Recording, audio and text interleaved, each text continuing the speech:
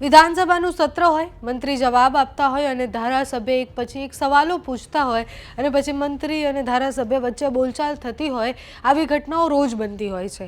એટલે દરરોજ જ્યારે પ્રશ્નોત્તરી કાળ હોય ત્યારે મંત્રી જ્યારે જવાબ આપતા હોય ત્યારે ધારાસભ્યો એમને સવાલ કરે અને પછી અમુકવાર મંત્રી જવાબ ન આપી શકે એટલે પછી ત્યાં બોલચાલ શરૂ થઈ જાય. અધ્યક્ષે એમને રોકવા પડે. આજે પણ કંઈક એવું જ થયું. વિધાનસભામાં મહિલા અને બાળ વિકાસ વિભાગને લગતા પ્રશ્નો દરમિયાન કુપોષણ અને વિધવા સહાય યોજનાના મુદ્દે ચર્ચા ચાલી રહી હતી અને રાજ્યમાં કુપોષણના કેટલા કેસીસ છે, એમાં કેટલો ઘટાડો થયો છે, એના માટે સરકાર શું કરી રહી છે, આ બધા જ વિષય પર તીવ્ર બોલચાલ થઈ ગઈ.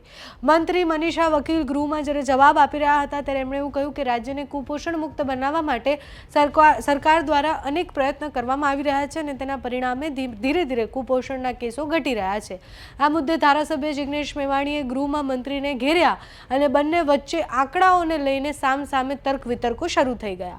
આ દરમિયાન અરવલ્લી સાબરકાંઠા જિલ્લાના કુપોષણના આંકડાઓ જ્યારે રજૂ કરવામાં આવ્યા, મંત્રીએ જ્યારે આંકડાઓ કહ્યા ત્યારે અરવલ્લી જિલ્લાના અનેક તાલુકામાં 6,412 કુપોષણના કેસો નોંધાયેલા છે, જ્યારે સાબરકાંઠા જિલ્લામાં લગભગ 16,000થી વધુ બાળકો કુપોષણથી પીડાઈ રહ્યા છે. મંત્રીએ જ્યારે આ જવાબ આપ્યો ત્યારે એ આંકડાઓ જોઈને આપણે પણ ચોંકી જઈએ. એટલે આ વિષય પર તર્ક વિતર્કો ખૂબ થયા. વિપક્ષના નેતાઓએ સતત મંત્રીઓને સવાલ કર્યા અને મંત્રીને સ્પષ્ટ એવું કહ્યું કે તમારા જે આંકડા છે અને વાસ્તવિકતા જે છે એમાં બહુ જ ફરક છે. ગૃહમાં ઘણી બધી વાર ધારાસભ્યો નથી આવતા હોતા અને રજા પર હોય ત્યારે અધ્યક્ષ પણ ટકોર કરતા હોય છે. આજે પણ ધારાસભ્યોએ હાજર રહેવા ઉપર અધ્યક્ષે ટકોર કરી. અધ્યક્ષે કહ્યું કે પ્રશ્ન પૂછનાર અને ધારાસભ્યો જે ગૃહમાં ગેરહાજર હોય, જેનો પ્રશ્ન હોય એ ધારાસભ્ય જ ગેરહાજર હોય છે.